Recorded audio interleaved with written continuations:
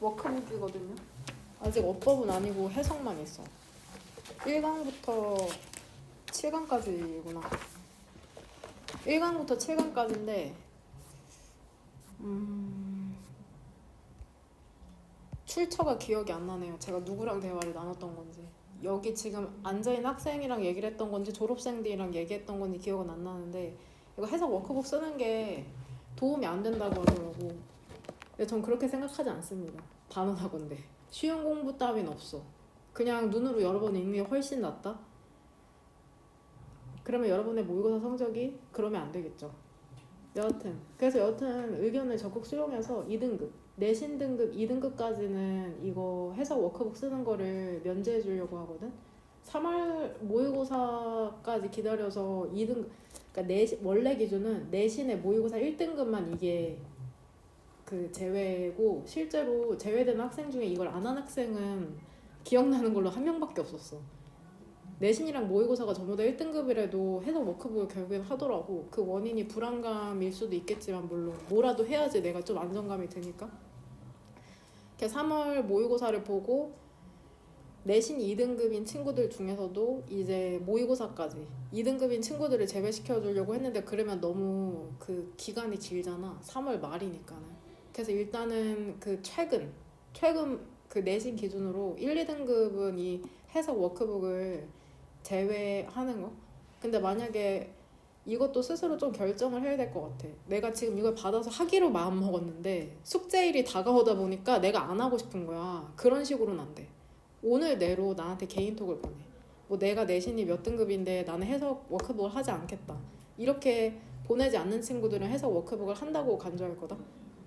오늘까지 그 카톡을 보내시길 바랍니다. 오늘 너무 이른가요? 주말까지? 아니 오늘까지 보내세요. 오늘까지. 그 정도는 빠르게 결정할 수 있을 거라고 생각하고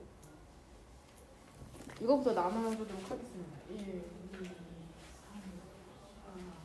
5, 6, 7. 1에서 7강까지 어법 워크북은 아직 나오지 않았다? 5개. 네, 1에서 7강까지 워크북에다 까먹을 것 같으면은 거기 위에 써놔.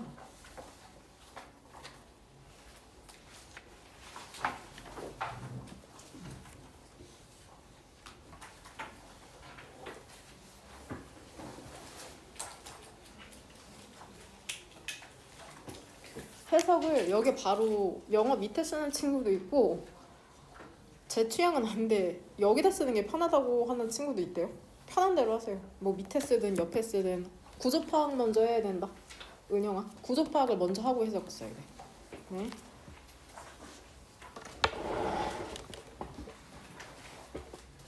같이 한번 보도록. 어떤 부분을 일단 고민해 봐야 되냐면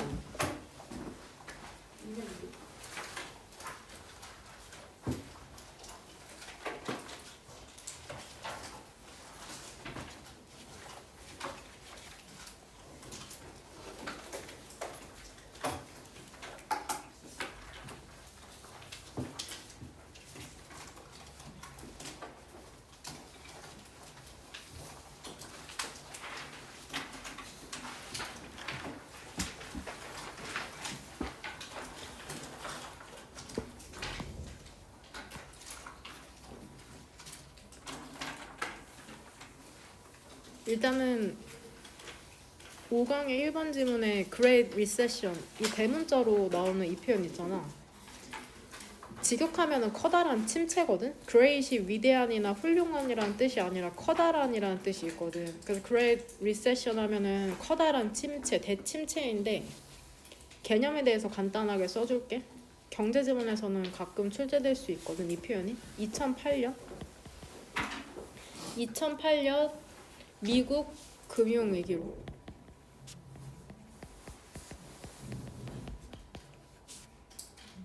시작된 세계적 경제 침체.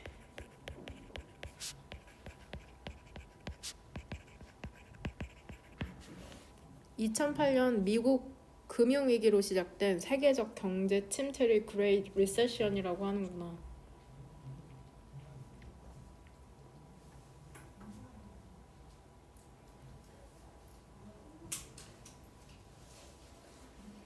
그래서 여기서 우리가 통제할 수 없는 위기에 맞닥뜨렸을 때 우리가 압도당하기가 쉽다. 어떻게 해야 되나. 그랬을 때 잘게 쪼개서 할 수 있는 걸 하라라는 게 이 지문의 핵심이거든. 그렇게 봤을 때 여기에서 이제 예시로 금융 침체가 나오잖아. 경제 침체라는 예시가 나왔는데 그렇게 했을 때 7번 문장에서는 포트폴리오를 다양하게 만들라는 표현이 나오거든. 그러면 너네의 수준에서는 포트폴리오가 뭐지? 포트폴리오를 다양하게 하라고 하는데 이제 그 자산적 맥락에서 포트폴리오가 의미하는 게 뭐냐면 자신이 보유한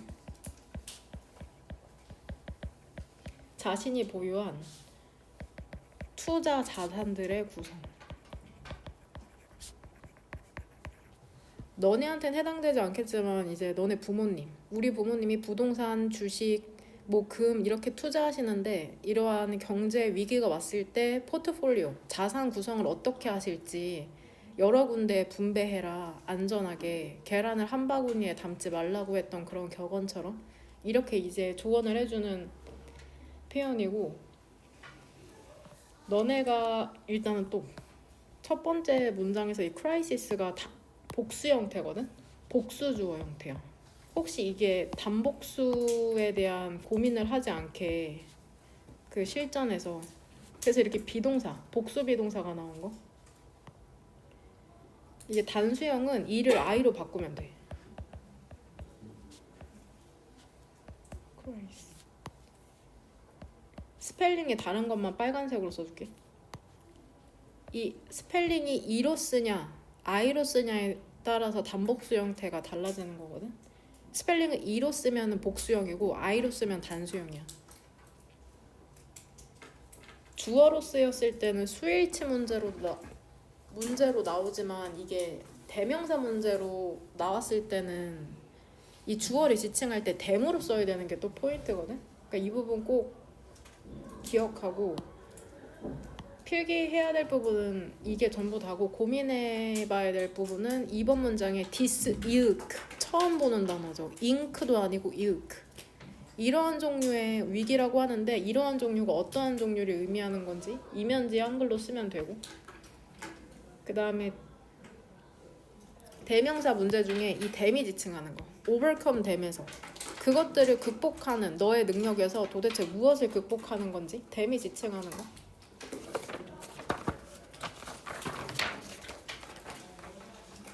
그 다음에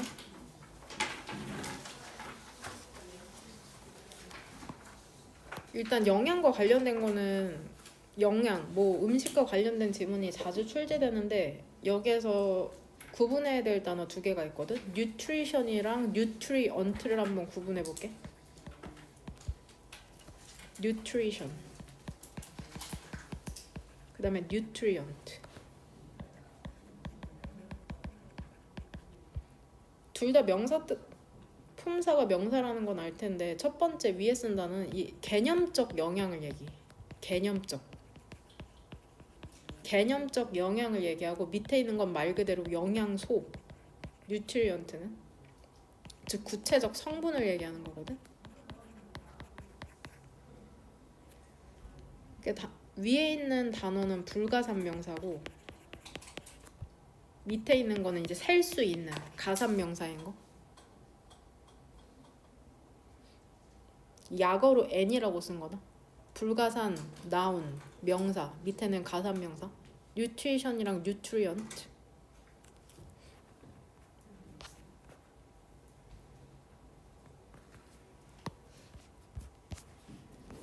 첫 번째 질문은 1번 문장의 두 번째 줄에 일단은 주절의 주어는 survey indicate잖아. 그러면 이 대절 이하로 주어를 몇 다수일지 맞춰야 돼. Americans. 왜냐면 majority가 부분 표현이거든. 부분 표현이 나오면은 그 부분 표현 다음에 전치사 오브 뒤에 있는 명사의 수일치 맞춘다는 문법 포인트가 있거든. 이게 문법 문제로 구체적으로 출제될 것 같진 않은데 그래도 이 and 사이로 병렬되는 게 한번 찾아보세요. 이 and 사이로 병렬되는 거 빨간색으로 세모친. 그 다음에 역시나 2번 문장에서도 이 and. 지금 이게 질문이다. 이 엔드 두 개 사이로 병렬되는 걸 찾으시면 됩니다.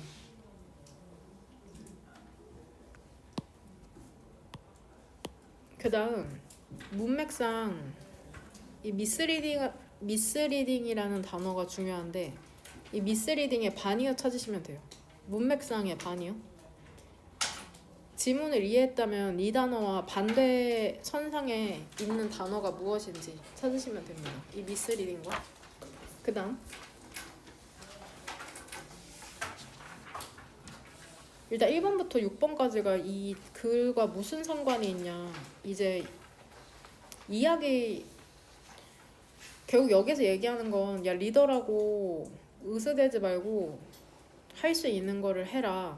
직원들에게 모범을 보여라 라는 게 이 지문의 중심이거든. 그걸 서번트 리더십이라고 하는 거고 거기에 대한 이제 이야기가 먼저 나온다고 생각하면 돼. 이 이야기를 통해서 결국에는 이제 교훈을 주고 싶은 거겠죠. 서번트 리더십이 어떠한 무엇이고 어떠한 효과가 있는지를. 4번 문장의 두 번째 줄에 이 엔드 사이로 병렬되는 거랑 이 엔드 사이로 병렬되는 거 두 개 찾으시면 됩니다. 파란색 엔드랑 빨간색 엔드 사이로 병렬되는 거.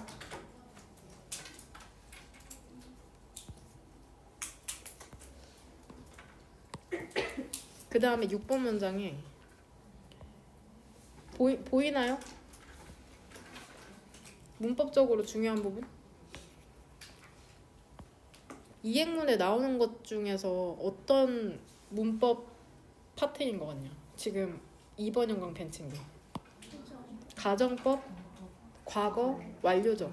그럼 여러분이 이면지에 써야 될 건 뭐예요? 가정법 과거와 과거 완료 형태와 의미를 그 이면지에 적으시면 됩니다.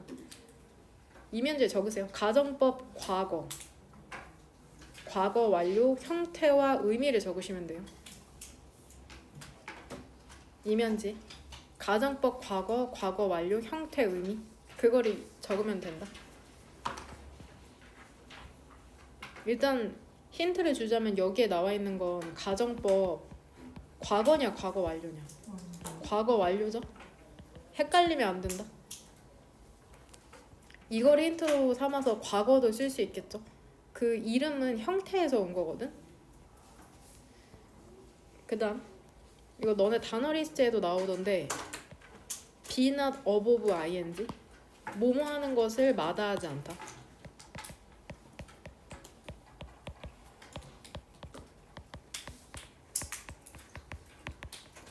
뭐뭐 하는 것을 마다하지 않다.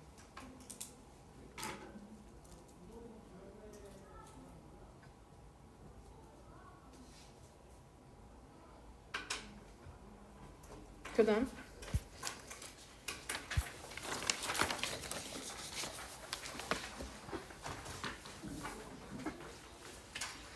일단 여기에서도 아까 Great Recession이라는 의미랑 같게 과학 시간에 배웠을 것 같긴 한데 Sympathetic Nervous System 하면은 교감신경이잖아. 교감신경이라는 게 무엇이냐? 몸을 긴장 각성? 몸을 긴장 각성 상태로 만드는 신경 시스템. 몸을 긴장 각성 상태로 만드는 신경 시스템이 교감신경계고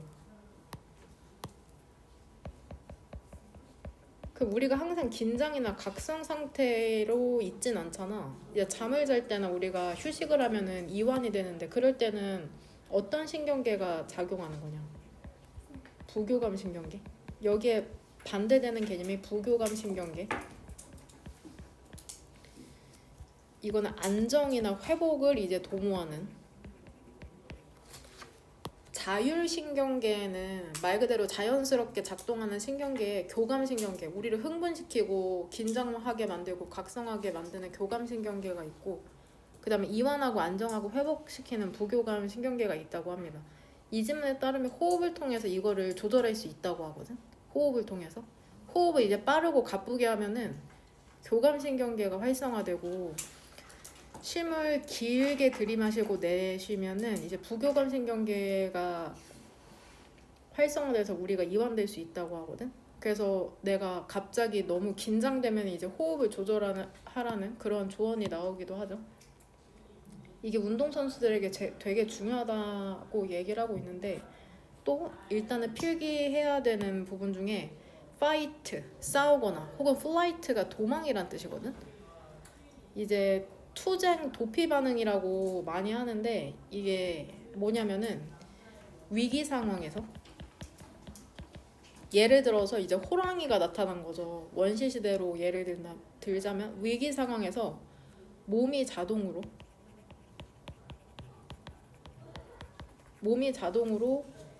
긴장하는 생존 반응. 위기 상황에서 몸이 자동으로 긴장하는 생존 반응이고, 이것도 모의고사에 자주 나오는 표현 중에 하나거든. 예를 들어 이런 거지. 내가 집에 밤늦게 가고 있는데 뒤에 누군가 쫓아오는 거야.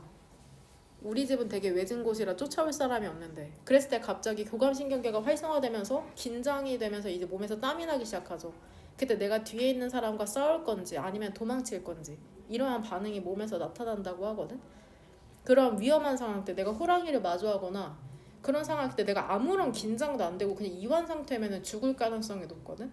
그러니까 어떠한 위험한 상황이나 긴장되는 상황에서 충분히 그러한 몸의 각성 상태가 올라가는 건 생존하기 위한 이제 자연스러운 반응인 거거든.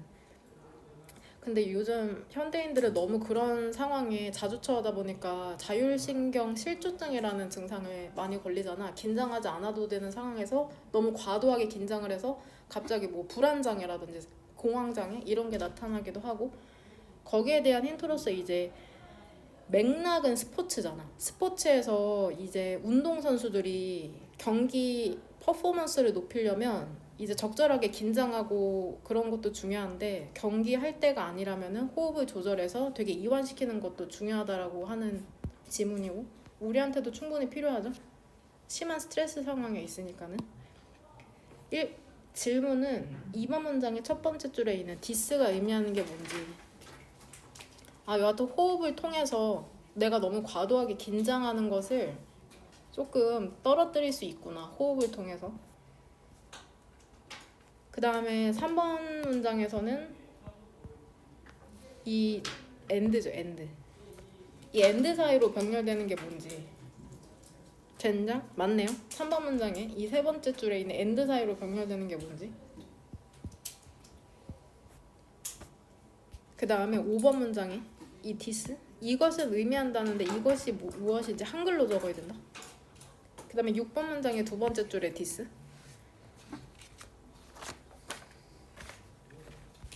그 다음 이제 일단 이 지문에서는 이 지문의 이해를 좀 도모하기 위해서는 어떤 예시가 필요하냐면, 선생님이 약간 장애인? 알츠하이머가 아니라 그 뭐죠? 그 사지가 굳는 거? 사지가 굳는, 점점 근육이 굳어가는 병이 뭐지? 루게릭이라든지 이제 태어나자마자 긴장의 기능이 자꾸 떨어지는 그런 병이 있대. 선생님 장애인 관련된 유튜브를 되게 많이 보거든요. 어떠한 어려움을 갖고 있는 사람들이 삶을 어떻게 헤쳐나가는지가 나한테는 되게 중요하거든. 그 스릴러 같은 것도 되게 좋아해. 어떤 사람이 극한의 상황에 처했을 때 어떻게 반응하는지가 나한테는 항상 주된 관심사야. 여하튼 거기서 이제 루게릭병이 아니라 그 근육의 기능이 자꾸만 떨어져서 이제 점점 사지를 쓰지 못하는 병에 걸린 그런 20대의 블로그를 보고 있었는데, 그 블로거가 위라클이라는 이제 어떤 불의의 사고로 하반신 마비가 된 박위라는 사람의 프로그램에 출연해서 인터뷰하는 걸 봤거든.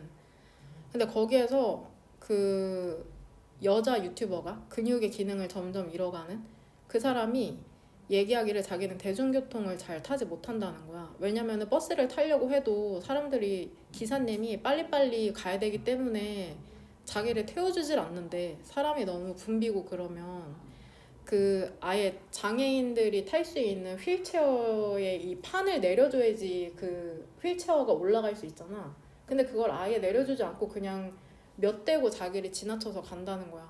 근데 거기에 있어서 선생님도 그냥 비장애인으로서 어느 정도 그럴 수도 있겠다라는 생각이 드는데, 왜냐면 사람들이 워낙 바쁘고 심지어 우리가 비장애인인 우리조차도 버스 내릴 때 되게 다급한 마음이 들잖아. 빨리 내리지 않으면 문이 닫히고 기사님한테 욕을 먹을 수도 있다는 그러한 시대에 살고 있는데, 거기에서 어떤 외국인이 한 인터뷰가 들어갔거든. 그 무조건적으로 그 장애인들을 태우고 가야 된다는 거야. 대중교통에서는 그들을 배려한다는 차원이 아니라, 이 질문이랑 연관이 있는데, 대중교통은 빨리 가기 위한 수단이 아니라는 거야. 빨리 갈 거면 택시를 타거나 개인 자동차를 타면 되지, 왜 대중교통을 사용을 하냐는 거야. 대중교통이라는 건 누구나 이제 편리하게 이용할 수 있는 그러한 수단이지, 빨리 가기 위한 수단이 아니다. 그러니까 대중교통은 속도를 위한 것이 아니다.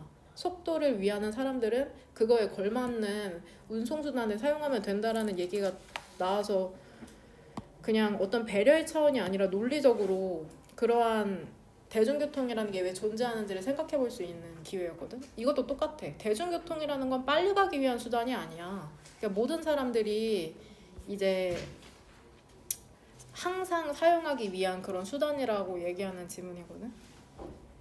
그거를 좀 머릿속에 넣어두면 이 지문이 이해가 갈 거야.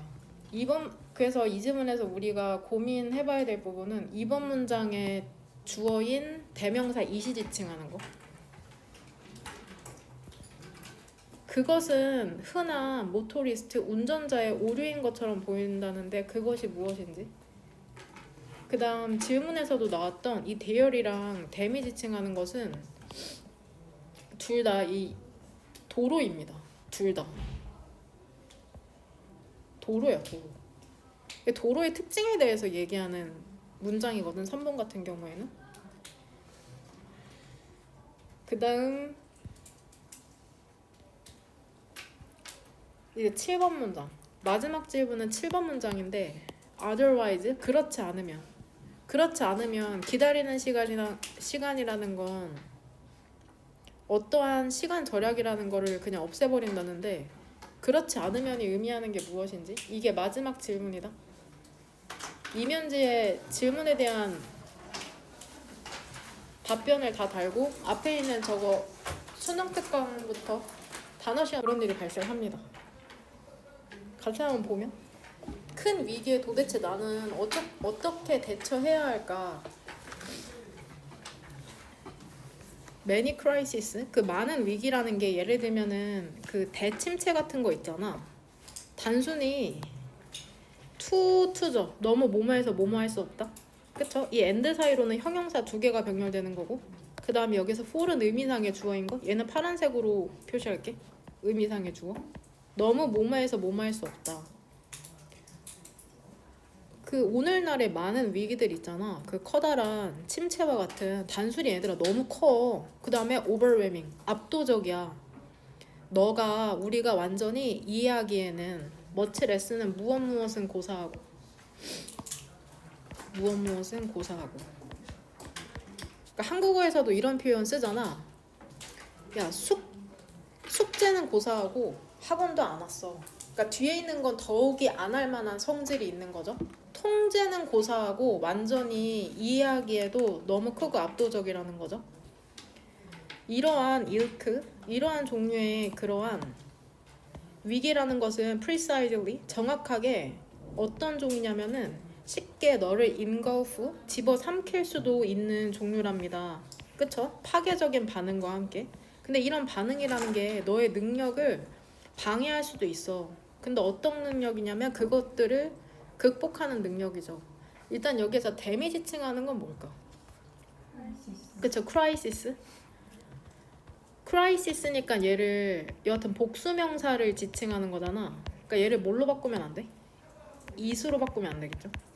크라이시스라는 복수명사를 지칭하는 거니까. 이러한 종류의 위기라는 건 결국에는 밑문장에서 유추하면 되잖아. 완전히 이해할 수 없는 너무 크고 압도적인 위기를 얘기하는 거죠.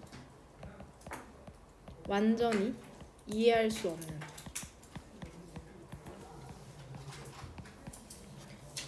너무 크고 압도적인 위기.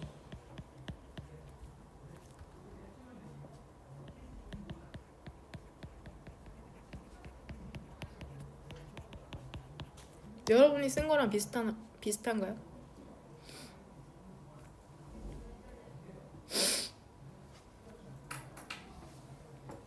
너무 크고 압도적인 위기.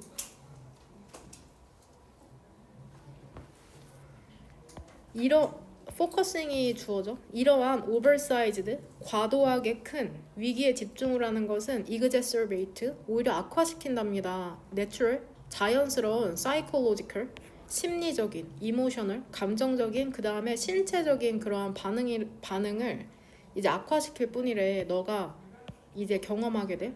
그러니까 너무 이러한 내가 이해조차도 못할 건데 이렇게 뚫어지게 보고 있으면은 오히려 심리적으로도 그렇고 감정적으로도 그렇고 신체적으로도 그냥 안 좋은 반응을 일으킬 수밖에 없다고 얘기하는 거거든.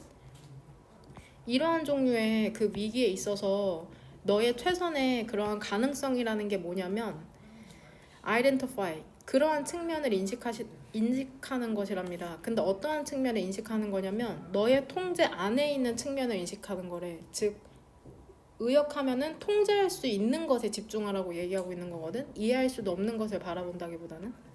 그렇다면 너는 break down, 그런 다음에 너는 이제 분해할 수 있을 것이랍니다. 더 큰 위기를 뭘로 분해할 수 있냐면 더 작고 더 매니저블, 그 감당할 수 있는 문제로 이제 분해할 수 있다는 거죠. 그리고 그 문제에 있어서 그 큰 문제를 작은 문제로 쪼갰으니까 그 문제에 있어서 toward which 너는 너의 에너지를 향하게 할 수 있고 해결책을 또 찾을 수 있겠죠. 일단 전치사 플러스 관계대명사니까는 뒷문장 완전한 거 알죠?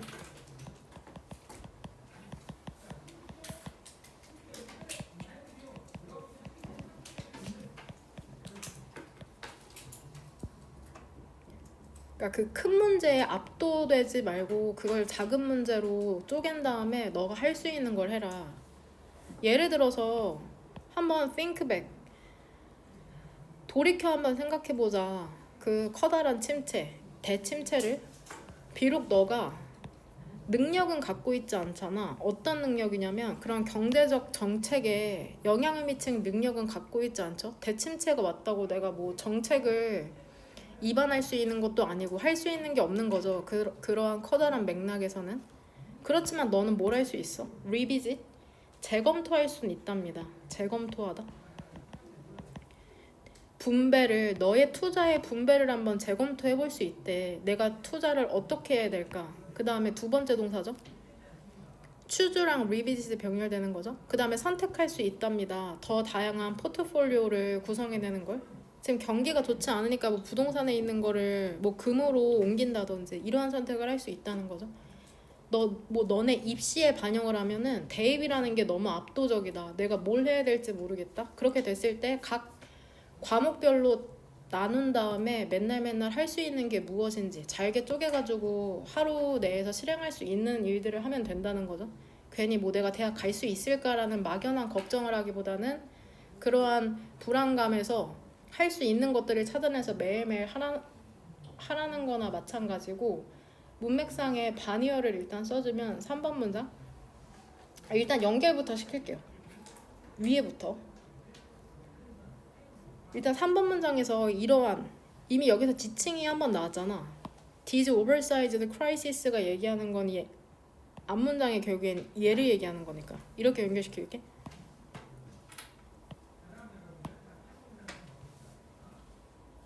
역시나 여기도 다시 한번 지칭이 나오죠. 앞문장으로 쭉.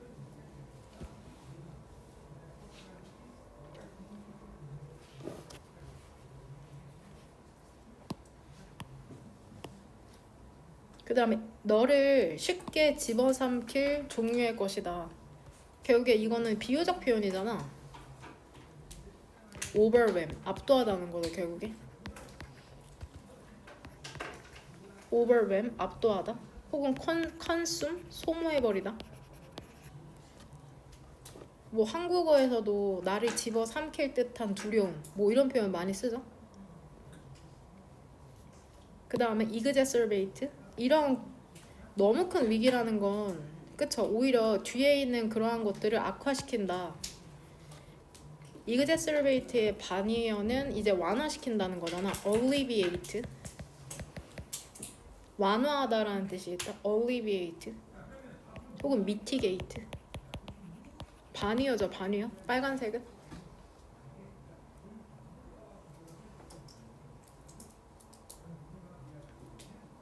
이거 연지 주제문 몇 번으로 골랐니? 그쵸? 이러한 너무 커다란 종류의 위기에 있어서는 그냥 너가 통제할 수 있는 부분을 찾아라. 예시로는 이제 Great Recession, 큰 침체가 나온 거고 4번 문장 주제문으로 선택지는 각자 읽어보면 된다. 일단은 병렬부터 첫 번째 1번 문장의 두 번째 줄에 등위 접속사 and 사이로 병렬되는 건 이 두 개죠. 72% 그다음에 believe 이렇게 두 개, 주어랑 동사. 소비자 서베이는 이제 가리킨답니다. 뭐라고 가리키냐면 majority, 대부분의 미국인들, 그러니까 91%래. 10명 중에 9명 이상이 뭐라고 믿고 있냐면 그들이 어떤 통제를 갖고 있다고 믿는답니다. 그들의 건강에 있어서. 그 다음에 음식이나 nutrition, 영양이라는 게 더 greatest, 더 EST, 가장 큰 역할을 한다는 거죠. 이렇게 가리키고 있대. 그러니까 10명 중에 1명은 내가 내 건강 잘 관리하고 있는데 통제할 수 있어. 그 다음에 음식이랑 영양이 중요하다. 건강을 관리하는 데 있어서 이렇게 믿고 있다고 하네. 그 다음에 여기에서 일치 맞춰야 된다. consumers. 75%의 소비자들은 미디어 아울렛, 매스컴에 의존을 하고 있답니다. 인터넷을 포함해서. 근데 얘들아, 그들의 아울렛을 뭐로써 의존하고 있는 거냐? 그들의 주요한 그 출처로서. 건강과 영양 정보의 출처를 TV나 인터넷으로 받고 있다고 얘기하는 거죠. 그리고 오직 절반만이 medical sources, 그 의학적 출처를 사용하고 있대. 구글 검색 있잖아. 그 nutrition list serve, 영양 리스트 서브에 대한 그런 구글 검색이라는 게 일드는 이제 쉬운 말로 산출하다라는 뜻이 있다는 건 알죠. produced, generated. 어렵지 않은 단어니까 3번 형광펜은 치지 않을게. 영양 리스트 서브에 대한 구글 서치는 만들어낸답니다. 산출해낸답니다. 10만 개가 넘는 사이트를. 근데 이때 가주어 진주어. 여기서 likely는 가능성이 있는 거죠. 가능성이 있답니다. 많은 이러한 그 글이라는 게 검토되지 않았을 가능성이 있대요. 영양 전문가에 있어서. 그러니까 어떠한 게 음식이나 영양 성분으로 좋은지에 대한 그냥 그런 정보들은 많은데 전문성은 떨어질 수 있다고 얘기하고 있는 거죠. 그쵸? 주어가 사이트죠. 마케팅이 이제 사이트 수식해주는 거고, 인터넷 사이트들 있죠. 약초나 약품이나 그 건강 장치를 마케팅, 판매하는 그러한 사이트들은 역시나 감시되고 있지 않는답니다. 정부 규제의 그냥 에이전시, 기관에 의해서. 그리고 자주 misleading, 되게 오해를 하게 하는 정보를 포함하기도 한데, 평판이 있는 식품 회사들은 그 도움이 되는 사실을 제공하기도 하거든. 뉴트리언트, 영양소 그러한 내용에 있어서 그들의 상품이. 하지만 상업적 사이트들 있죠. 그 판매에 헌신하는 디보티드 투, 무엇에 헌신하는. 그러니까 판매에 집중하고 있다는 거죠. 판매에 집중하는 그러한 상업 사이트들은 자주 오도하는 건강 주장을 게시하기도 한답니다. 도움이 되기도 하지만 잘못된 주장을 하기도 한다고 얘기를 하고 있는 거죠. 인터넷 사이트들 있죠. 정부기관이나 지금 여기 엔드 사이로 병렬되는 거죠. 정부기관, 대학, 그 다음에 주 확장 서비스, 여긴 여하튼 그 다음에 의학시설에 의해서 유지되는 사이트들은 증거에 기반한 정보를 제공을 하거든. 그 다음에 최초의 첫 번째 출처가 되어야 한답니다. 그 공공정보를 위한 식품이나 영양이나 건강에 있어서 그러한 식품 산업이나 유명한 사이트 찾아보지 말고 이러한 검증된 기관에 의한 사이트가 첫 번째 출처가 되어야 된다. 일단 미스리딩의 반의어는 뭘까? 문맥상에. 그쵸? 에비던스 베이스드죠? 네모로 표시할게. 미스리딩이랑 에비던스 베이스드가 이제 문맥상의 반의어에 해당하는 관계고, 그다음에 에비던스 베이스드라는 건 결국에 검증됐다는 거거든. validated. 검증된 정보를 사용해라. 식품 회사나 유명한 사이트 들어가지 말고 너네를 미스리딩, 오해하게 만들 수 있다. 즉 문맥상의 동의어 디셉티브. 디셉티브는 뭐 너네 기만적인, 속이는 이러한 뜻으로 알고 있잖아. 즉 속이는 성질을 가진. 즉 속일 수도 있다. 혹은 inaccurate, 정확하지 않을 수 있다. deceptive, inaccurate. 그러니까 증거 기반된 자료를 믿어라. 공인된 그러한 사람들에 의해서, 기관에 의해서 검증된. 주제문은 몇 번으로 고르면 될까 얘들아? 전부 다 6번으로 골라오지 않았을까요? 그렇죠? 6번. 이 문제점에 대해서 얘기한 다음에 해결책을 제시하는 글이죠. 그 다음에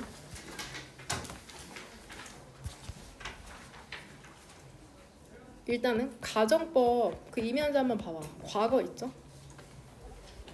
가정법 과거는 일단은 if로 시작한 다음에 얘들아 동사는 뭐로 쓰면 되냐? 과거 동사 쓰면 되죠? 그럼 여기 지금 부사절 끝났으니까 이렇게 쉼표 찍을게.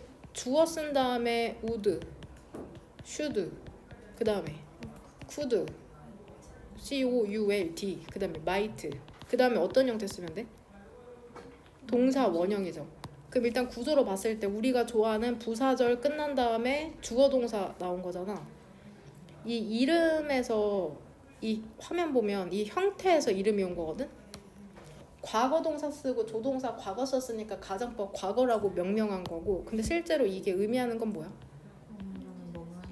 그쵸? 현재 사실의 이제 반대를 의미하는 거죠. 해석은 뭐뭐, 라면, 뭐뭐 할 텐데라고 해석하는 거고, 그렇다면 이것만 제대로 외우면 두 번째는 쉽잖아. 가정법 과거 완료는 얘를 시제를 뭘로 바꿔주면 돼? 그쵸? if 쓴 다음에 주어 나온 다음에 과거 완료니까 had 플러스 pp 쓰면 되죠. 그럼 이제 부사절 끝났죠? 이렇게 끝났잖아. 그쵸? 그럼 주어 나온 다음에 똑같이 우주쿠만 쓴 다음에 이번에는 맘 같아서는 가정법 과거 완료니까 여기 had pp 쓰고 싶단 말이야. 근데 조동사니까 어떤 형태로 와야 돼? 어쩔 수 없이 동사 원형으로 와서 have 플러스 pp 형태로 오는 거잖아. had pp가 그대로 못 오고. 해석은 어떻게 하면 돼? 뭐뭐 했다면 뭐뭐 했을 텐데. 이거 우리 한국어 가정법은 배워도 헷갈리는데 일단 1차적으로 형태랑 해석을 완벽하게 외운 다음에 아 내가 지금 로또 당첨되면 대학 안 갈 텐데 희망이나 소망 같은 거 표현할 때 가정법을 쓰거든. 뭔 말인지 이해돼?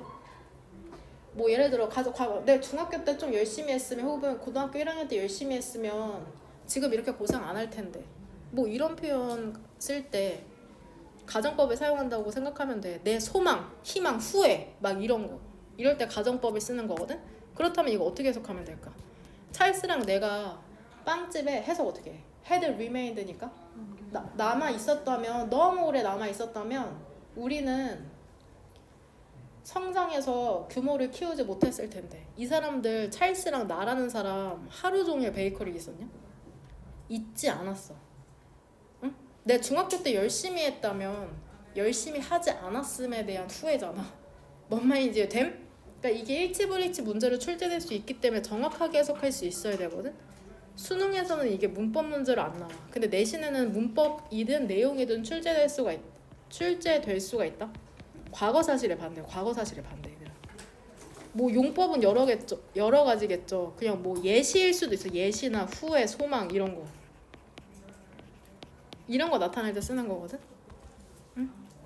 아 내가 그때 그 말만 안 했다면 우리 지금 잘 지낼 텐데 그 말을 했어 실제로. 그래서 잘 못 지내. 예시, 후회, 소망 이런 거 나타낼 때 가정법을 쓰는 거다. 그 한번 읽어보면 나의 사업 파트너인 찰스랑 내가 서번트 리더의 방식을 수용을 했답니다. 어떤 것을 하는 데 있어서 서번트 리더십 방법을 수용을 했다면서 이제 예시가 나오는 거거든. 다시 얘기해서 어떤 것도 우리 비니스는 전치사로 무엇 아래야. 어떤 것도 우리 아래에 있지 않다. 그러니까 내가 리더라고 잘났다고 위에 있는 게 아니다. 전부 다 읽은 다음에 우리는 이끌었답니다. by example. 모범을 보이며 즉 이거 솔선수범하다라고 해석해도 되죠. 솔선수범이라는 건 행동으로 먼저 보여주는 거거든. 그러니까 뭐 부모님이 너네한테 방 좀 청소해가 아니라 실제로 부모님이 먼저 청소하시는 모습을 보여주시는 거. 부모님을 리더로 비유했을 때 우리는 이끌었답니다. 모범을 보이며 그 다음에 그 일을 했대요. 그래서 어떤 새로운 판매원이 가게로 들어왔을 때 그는 둘러보았답니다.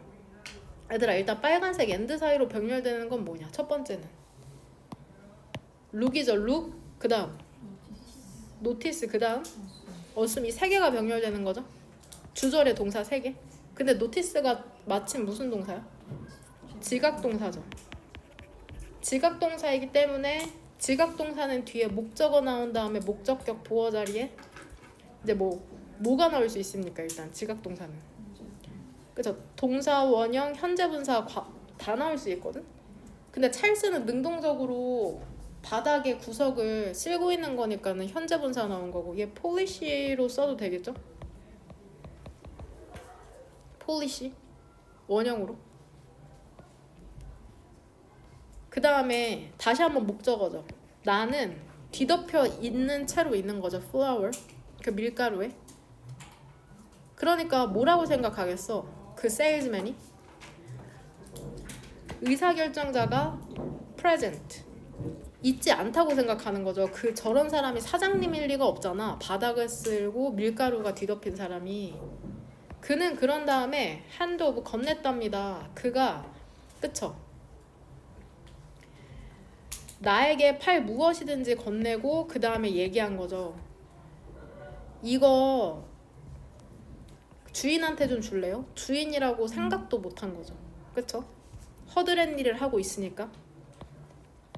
근데 있잖아, 찰스랑 내가 그 빵집에 남아있었다면, 너무 오래 남아있었다면 우리는 have been able to grow, 성장하지 못했고 scale, 확장하지 못했을 거라고 얘기하는 거죠.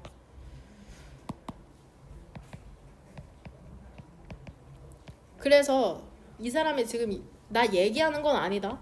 너네가 바닥이나 영혼을 쓸고 있으라고 얘기하는 건 아니야. 우리가 그랬다고. 우리도 항상 거기 있었던 건 아니야. 이 얘기를 하고 싶은 게 아니라 모델링? 모범을 보이라는 거야. 중요한 것에 있어서 모범을 보이라는 거야. 만약에 cleanliness, 청결과 세부사항이 중요하다? 명령문이죠. 너 명심해. 일하는 것을 마다하지 마. 마다하지 않는 걸 명심하고 협력하는 걸 마다하지 말라는 거죠. 이 엔드 사이로 병렬되는 거는 피칭이랑 두잉이겠죠? 너의 직장으로 와서 물어봐. 너가 어떻게 도움이 될 수 있는지를 한번 물어봐. 만약에 여기 대시 생략된 거거든. 이때 가주어 진주어에서 명확하다. 뭐가 명확하냐면 너의 팀이 in the with, 그 어려움에 처한이라는 뜻이죠. 일단은 3번 형광펜. 어려움에 처한 게 확실하다? 그러면 명령문? 야, 그냥 뛰어들어서 직접 솔선수범해줘. 물어보지 말고 그냥 바로 보여줘. 이렇게 얘기하고 있는 거죠. 그래서 in the with가 문맥상으로 의미하는 게 뭐냐면 overwhelmed. 계속 나오네요. overwhelmed with work. 그러니까 일이 너무 많아서 사람들이 어쩔 줄 몰라 하고 있다. 너네 팀이, 직원들이. 그러면은 리더라고 팔짱 끼고 시키지 말고 직접 해. 청소든 뭐든. 그게 서번트 리더십이라고 얘기하는 거죠. 그 다음에 피칭인, 협력하다라는 뜻인데 helping out, 이어 동사다. 단어 2개를 helping out, pitching in, helping out.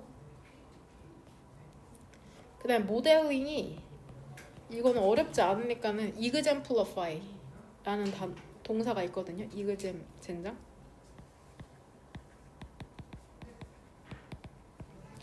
얘가 무엇에 좋은 예가 되다. 무엇에 좋은 예가 되다. 그러니까 리더가 직접 좋은 예시가 되는 걸 보여줘라. 바닥 쓸고 밀가루도 직접 만지고. 결국에 6번 문장에서 얘기하는 게 뭔지 알죠? 여기 써줄게 혹시 모르니까. 베이커리에 항상 머물며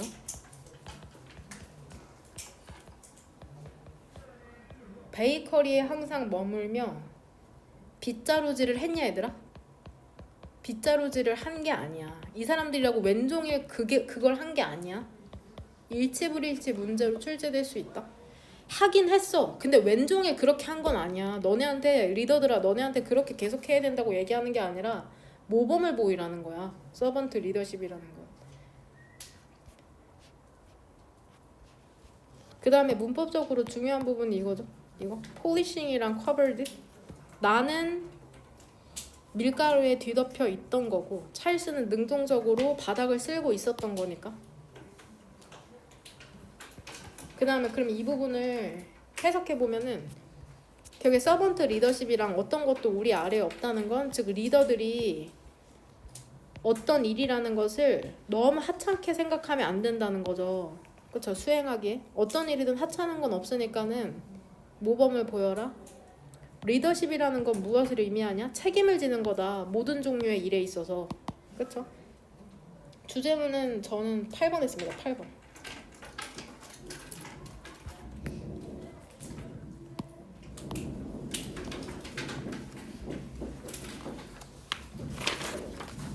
그 다음 트레이닝. 훈련이랑 컴피티션, 경기라는 게 자연스럽게 브레스, 그 호흡의 속도를 높이잖아. 너네 운동하는 거 뭐 이어달리기든지 뭐든지 한번 생각해봐. 경기에 훈련하고 경기할 때 자연스럽게 호흡이 가빠지거든.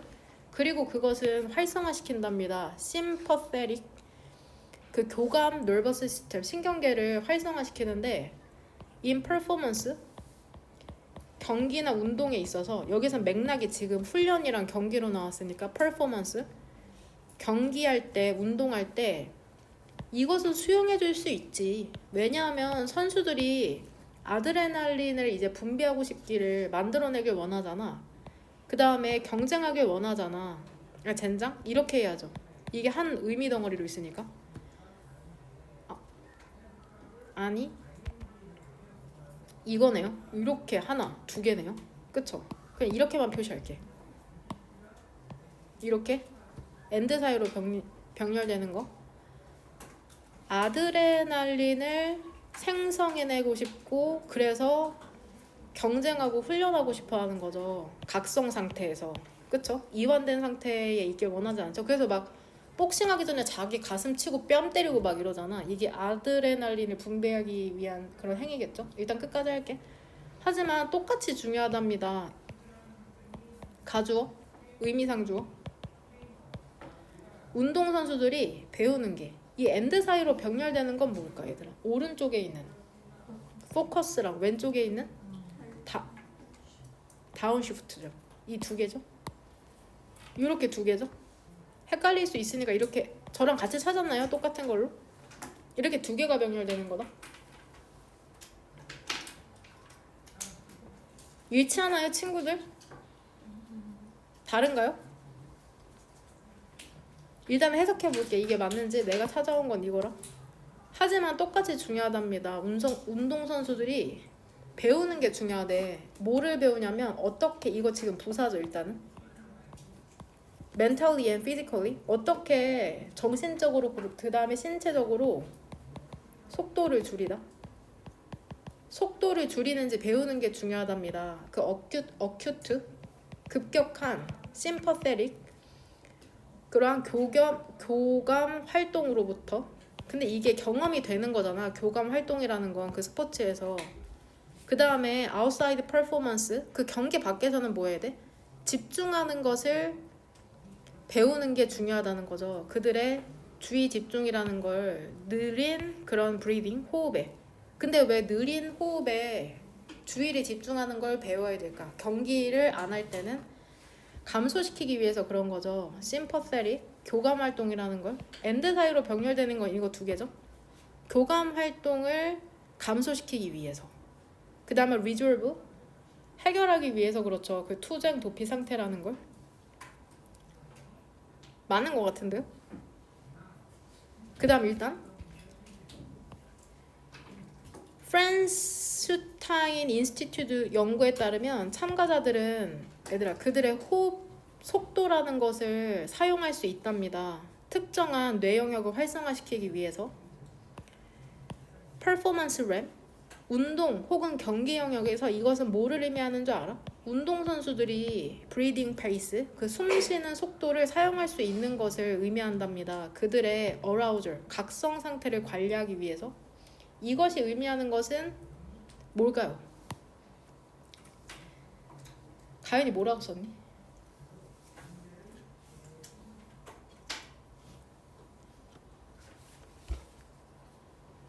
참여자들이 그들의 호흡 속도를 특정 내부에 활성화하기 위해서 사용 가능했다. 그쵸? 참여자들이 뇌의 특정 영역을 활성화하는 호흡을 사용할 수 있는 것이죠. 내용은 비슷한데 조금 다르거든요, 표현이. 뇌에 참여자들은 주체는 뺄게. 뇌의 특정 영역을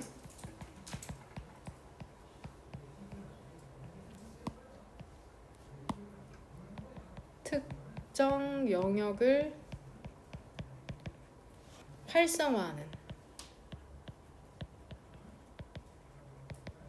뇌의 특정 영역을 활성화하는 호흡을 사용할 수 있는 거.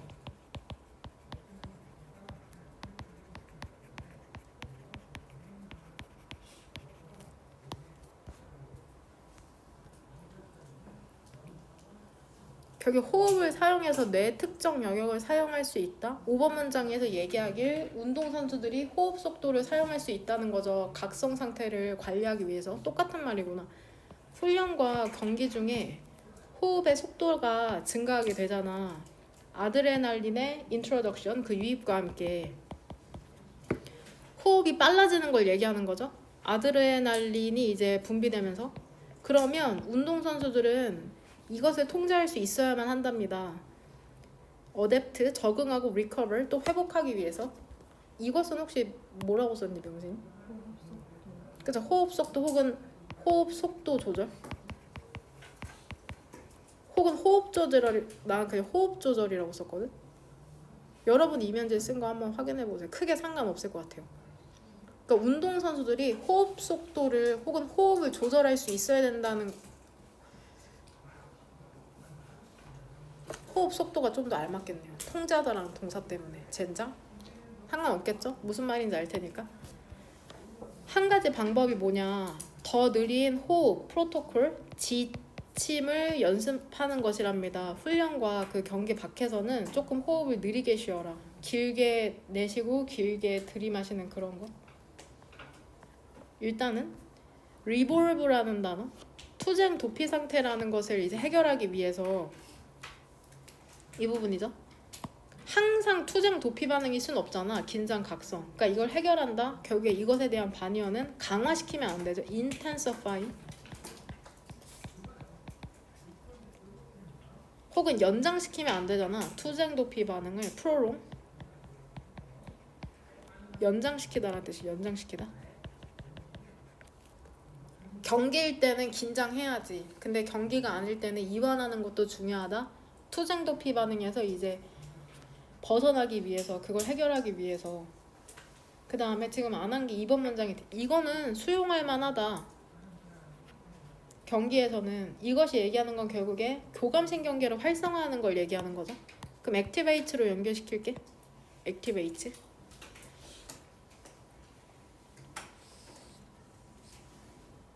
이거 아연이 주제문 몇 번으로 골랐니? 6번, 7번. 성은이는? 6번이요. 그렇군요. 머스트가 들어갔기 때문인가요? 그럼 3번이랑 6번 해도 될까요? 3번이랑 6번? 3번은 조금 중요한 내용이 다 들어있거든. 경기 중에는 각성하고 경기가 아닐 때는 이완하라. 그 다음에 마지막 가장 어려운 질문 개인적으로는 이게 내용을 이해하고자 하면 조금 아리까리한 부분이 있거든. 일단 emphasizing 동명사 주어인데 over는 뭐뭐 보다거든. 그러니까 속도를 강조하잖아. 빈도보다. 이게 얘들아 make sense? 이게 이치에 맞다 타당하다라는 뜻인 거 알죠? 타당하다 이치에 맞다. 그러니까 속도를 강조하는 게 이치에 맞을 수 있대. 속도 강조 이치에 맞아? 근데 특정 상황이 있어. 어떤 상황에서 그러냐면은 모든 사람들이 기대될 때죠. 계획한다고 타임테이블 그 시간표를 중심으로 계획한다고. 근데 무엇을 포함한 시간표냐면 픽 오이하면 가장 붐비는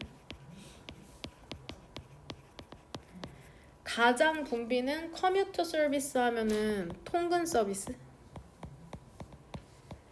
가장 붐비는 통근 서비스냐 매우 긴 트립 그런 운행을 포함한. 근데 가장 긴 운행이라는 건 수요가 낮을 거 아니야. 가장 붐비는 통근 서비스나 매우 긴 운행 있죠. 수요는 낮지만 이런 것을 포함한 시간표를 중심으로 계획을 한다면 빠르게 가는 거 괜찮아. 이치에 맞아. 이렇게 생각하는 거거든. 그러니까 통근 시간에 가장 붐비는 게 내가 예상하기로 7시에서 9시거든. 이때만 고려하고 두 번째로는 뭐 예를 들어 용산에서 서울로 출근하는 사람, 되게 길게 타는 사람 이런 사람들만 고려하면은 빨리 가는 게 중요하잖아. 그쵸? 붐비니까 빨리빨리 움직여야 되죠. 지하철. 그 다음에 운행이 길게 타니까 내가 한 2시간 정도 타니까 정류장 다 지나쳐가지고 급행만 운행하는 거. 그러니까 속도를 조절하는 거 이게 맞다.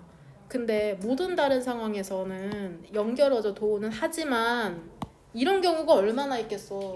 붐비는 시간에만 사람들이 지하철 타? 예를 들어서 뭐 사람들이 용산에서 서울로만 출퇴근해? 하지만 모든 다른 상황에서는 그게 흔한 운전자의 오류처럼 보인답니다. 그것이 의미하는 것은 뭘로 했니 은지? 그것.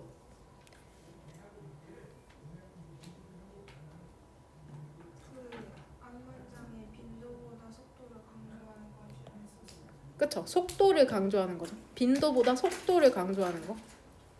즉 속도를 강조하는 거 이거 오류야 잘못된 생각이야. 이런 특정 상황에서는 괜찮지만 1번 문장 요약해 줄게. 특정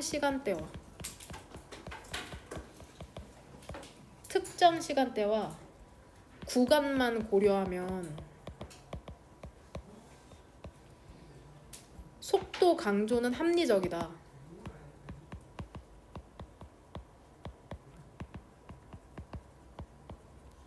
하지만 이거 흔한 오류라는 거죠. 흔한 오류다.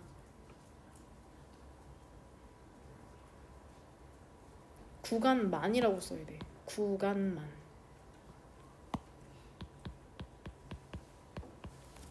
그러니까 소수만을 위한 그런 것만 생각하면 이게 합리적이긴 한데 도로라는 것은 earlier 항상 거기에 있잖아. 그러니까 그 도로의 속도라는 게 가장 중요한 사실이거든. 그것들을 구분할 수 있는. 근데 일단 이거 문장 4개를 다 읽어야 돼. 하지만 트랜짓 대중교통이라는 건 어때? 대중교통이라는 건 오직 거기에 존재하게 된답니다. 근데 조건이 있어. 그것이 곧 와야지만. 도중교통은 와야지 그 유효성이 있는 거잖아. 만약에 너가 차를 갖고 있다? 그럼 너는 도로를 사용할 수 있겠죠. 너가 원할 때마다. 그 다음에 그것의 속도, 즉 도로의 속도를 경험할 수 있는 거잖아. 이치가 지칭하는 건 그 도로. 차가 있다면 언제든지 도로를 사용할 수 있지만 대중교통이라는 것은 존재해야 되잖아. 언제든지 이용할 수 있는 게 아니라 너가 그것을 필요로 할 때 스팬은 여기에서 운행 시간대 범위. 너가 그것을 필요로 할 때, 그 다음에 그것이 곧 올 때. 만약에 그렇지 않으면 기다리는 시간이라는 건 어떠한 타임 세이빙, 시간 절약이라는 것을 그냥 없애버릴 것이랍니다. 여기서 그렇지 않으면이 의미하는 건 뭐냐면 앞문장에서 유추하면 되거든. 대중교통이 필요할 때 존재하지 않으면.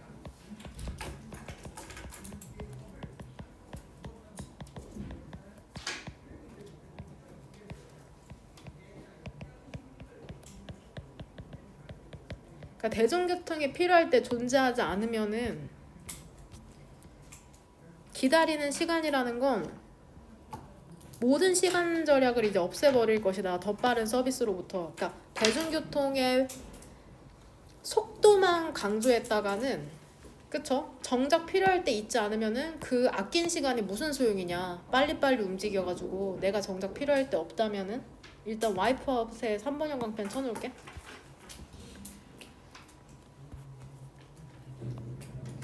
만약에 너가 unless니까 이제 if not으로 해석하면 되죠. 너가 comfort 편안하지가 않다. 너의 삶을 계획하는데 편하지가 않아. 특정한 스케줄도 계획된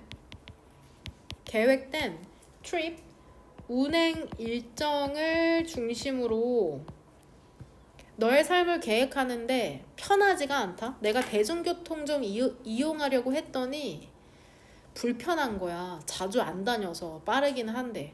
그렇다면 얘들아, 속도라는 건 어때? 의미가 없죠. 내 불편해. 빠르긴 한데 자주 안 다녀서 불편해. 그러면 속도라는 게 의미가 없다고 지금 얘기하는 거죠. 그쵸? 빈도 없이는. 그러니까 이 사람이 얘기하길 대중교통의 지도라는 건 되게 아우성치고 비명을 지르잖아. 속도에 있어서는 되게 요구하죠.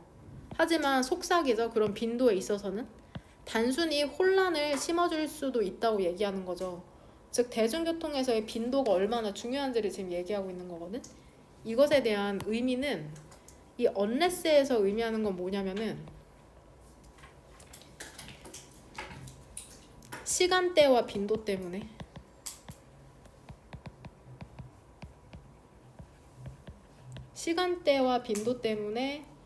편안하지 않다면 내 대중교통을 이용하는 게 편안하지가 않다? 그러면 속도는 무의미하다. 속도는 무의미야. 시간대와 빈도 때문에 편안하지가 않다면 속도는 무의미해진다. 그러니까 결국에 시간대와 빈도가 중요하다고 얘기하는 거죠. 대중교통에 있어서. 일단은 worthless, 가치가 없는 이죠. 반의어로 가치가 있는. valuable, in 붙이면 역시나 가치 있는 이란 뜻인 거 알죠? valuable, invaluable 같은 단어죠. in이 붙어서 반의어가 아니라 강조가 된 거. 그 다음에 effective, 효과적인. wipe out, 동의어로 cancel out,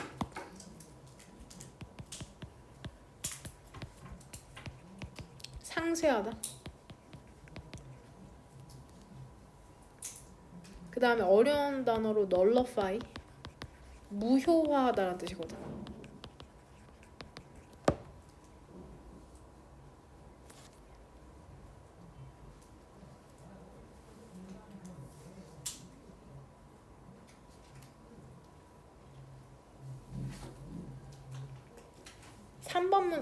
삼 번 문장에서 결국에 이게 얘기하는 건 뭐냐면은 끝까지 읽었다는 전제하에 예실 도로, 즉 자동차,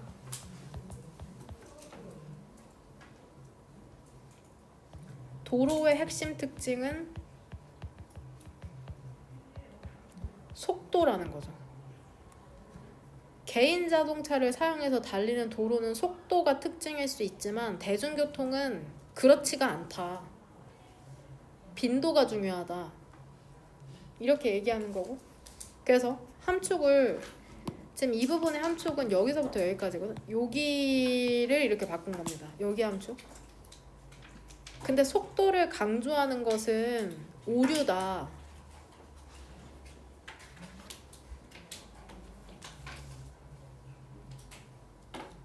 그렇죠. 모든 다른 맥락에서는 뭔가 이상한데요?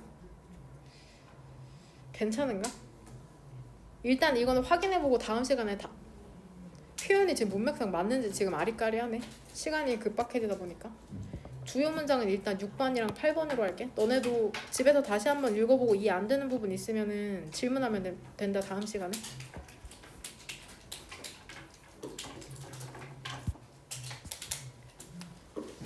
질문 6개 준비해서 주말에 보도록 합시다. 단어 시험지 꼭 완성해서 갖고 오고 지금 당장 질문 있는 사람은 남아서 하면 된다.